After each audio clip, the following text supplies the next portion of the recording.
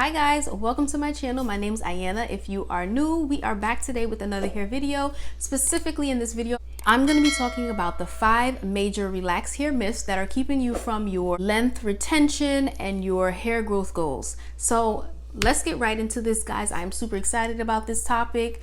There are so many myths that I want to address, so I'm going to jump right into it at myth number 1, and that is relaxed hair cannot grow long. That is not true. There are so many out there who have long, relaxed, healthy hair, waist length, butt length, or like me, mid-back length hair. It is very, very possible, very, very doable. The first step is to believe that it is possible and start making the right moves to get there. If your hair is brittle, breaking, damaged, it's not the relaxer, it's not relaxed hair, it's your hair care techniques. You have to figure out what you need to do for your hair in order to grow your hair long, healthy, and strong. The second myth that I want to address is that protective styles break out your hair. I just had this conversation with one of my girlfriends and I really encouraged her to consider using protective styles, and her response was that her hair breaks out when she puts in protective styles.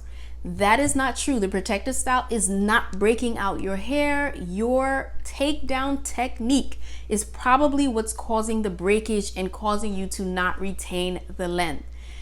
When you put in a protective style, your hair cannot break. It is protected in that style. The whole purpose of a protective style is to give your hair a break and protect your ends and allow your hair to grow unimpeded.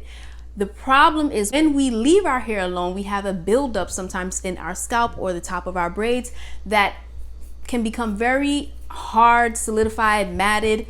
And so you really have to dissolve that buildup and take your time detangling braid by braid. People don't do this and they tear and pull and break their hair during the takedown. That is where we lose our length that we've just gained. Don't give up on protective styling. If you're familiar with my channel, this is how I grew my hair from shoulder length to mid-back in under a year. I'll have that video linked above now if you're interested in checking out my story. But it is so possible to grow healthy, long hair if you start to implement protective styles the right way. That brings me right into my third relaxed hair myth, and that is that in order to have healthy relaxed hair, you need to stretch your relaxers. Ladies, this is not true. When I was in college, my hair was the healthiest, longest, strongest it has ever been, and I relaxed my hair every 8 to 10 weeks like the box recommends. So I still had super thick, super healthy hair, better condition than it is even now. And that is because after relaxing, literally left my hair alone. I put it in a low manipulation style and kept it that way for weeks. So it's not the frequency of relaxing that is causing your hair to be damaged or causing it to break. Again, it's your hair care routine.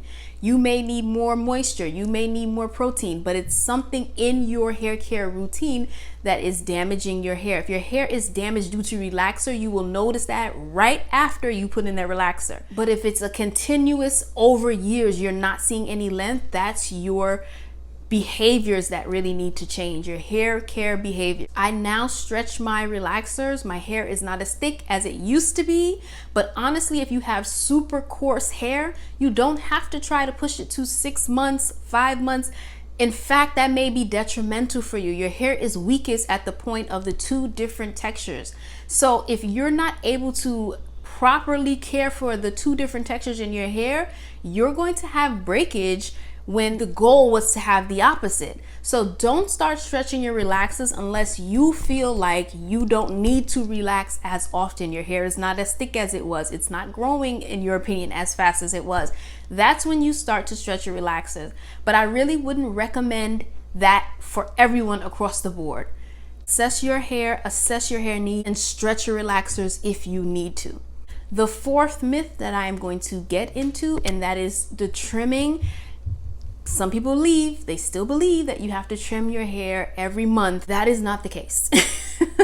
In fact, I would not recommend trimming your hair unless you need it, right? So if you need a trim, go to a stylist, let them do it professionally, let them assess the damage and remove those dead ends.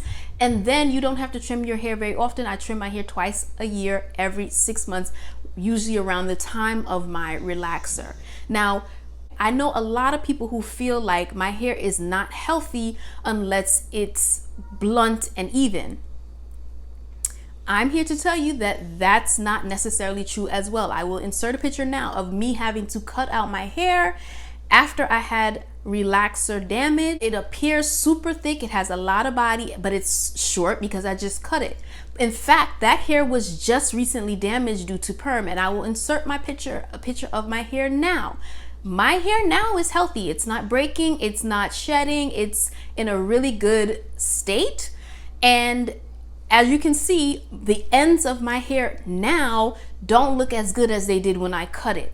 That is the aesthetic, the appearance, making your hair look healthy. My point is, if you see a little bit of unevenness or a little thinning at the ends, you don't have to trim that if your hair is not breaking or showing signs of damage or distress. A lot of people, once they see or feel like there's a thin spot in their hair or whatever, they will trim it, and that's great if your goal is appearance. But if your goal is health, assess the health. You know when your hair is not healthy, it will be all over the countertops, all in the sink, breaking off, thinning out. If it's not doing that, assume that your hair is in a good state, and you don't necessarily have to trim unless you prefer that super blunt, super thick body appearance that blunt look is gonna give you. And my fifth and last relax hair myth that I want to address is dirty hair grows faster and grows longer. I recently saw this in the comments, and so that's why I felt like, let me put it in here. I think now we know that a clean, healthy scalp is the way to go to grow healthy hair. But in case we don't, I'll address it in this video. You do want to wash your hair as needed for your scalp. I'll explain. When I had very dry scalp prone to flakes, I needed to wash my hair a bit more. So I wash usually every week, maybe a week and a half. I really couldn't go much longer than that because this condition of my scalp, I would have flakes all in my scalp, all in my hair, all on my clothes. Now that my hair is in a healthier state, my scalp is in a healthier state, I can go a bit longer. I usually wash at the 2-week mark. Sometimes I push to 3. I don't wash anymore because I have a dry scalp and flakes. I wash because usually my hair has oils. I apply hair oils as well as my natural hair oils, so my hair itself appears weighed down. So assess your scalp, your hair condition, and that's when you wash. But dirty hair does not facilitate growth. Just so you know, it's not the dirt that's causing your hair to grow when you have in a protective style. It's the lack of manipulation and potential for breakage. So I did want to address that because I just recently saw that comment, and so I just wanted to bring awareness in case you are someone who still believes that myth. Hopefully, guys, we have debunked the myths. We know that relaxed hair can grow healthy and strong. Like this video if you thought it was helpful, and don't forget to subscribe. I'll see you next time. Thanks, guys.